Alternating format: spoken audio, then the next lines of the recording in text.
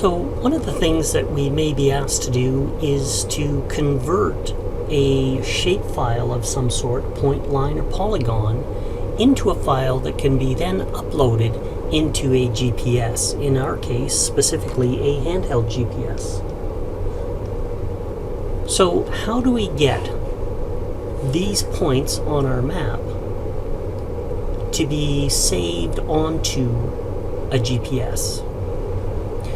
Well, there's a couple of ways to do it, but the easiest and most simplest way to do it is to use DNR GPS.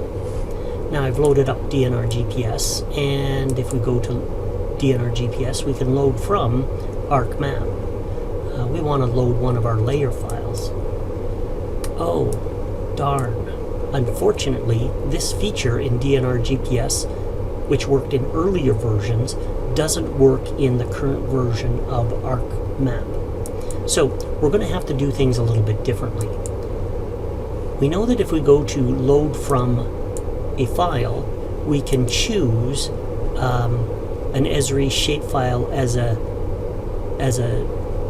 an option to load from. So that's what we're going to want to do, is to create these as shapefiles.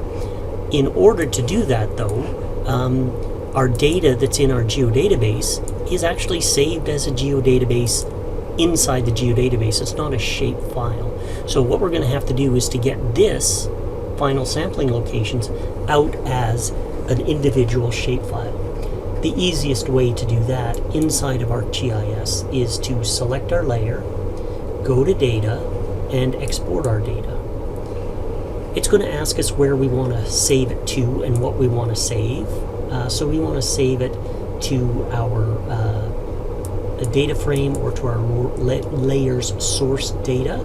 And now we're going to select where we want it to go.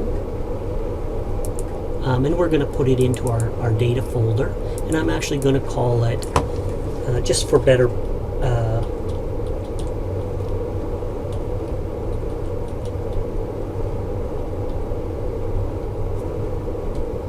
I'm going to give it a name that I can remember and find later on, and where it's going to go, and I'm going to hit save. It's going to ask me if I want to reload it into my table of contents. I'm going to say no to this one, and then I'm going to minimize our ArcGIS, and I'm going to come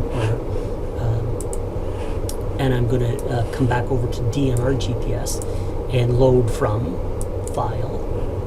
And I'm going to navigate to where I saved it, and I should see that file that I just saved, sensitive area 112 shape. So I'm going to go ahead and I'm going to open it up, and it's going to ask me to select the fields that contain the ident values.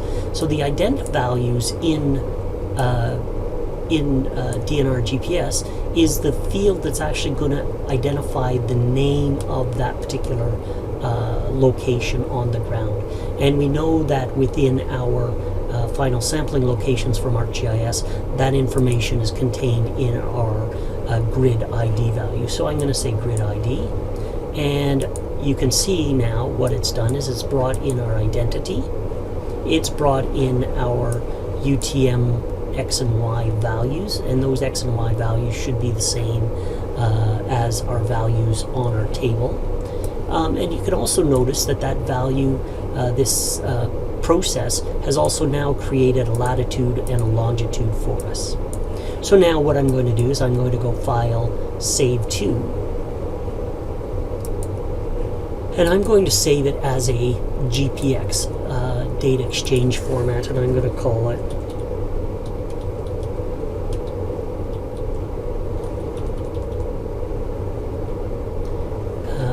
GPS, and I'm going to save them as waypoints, and I'm going to say OK. Now what I can do is I can also plug in my handheld GPS at this point, and I can then upload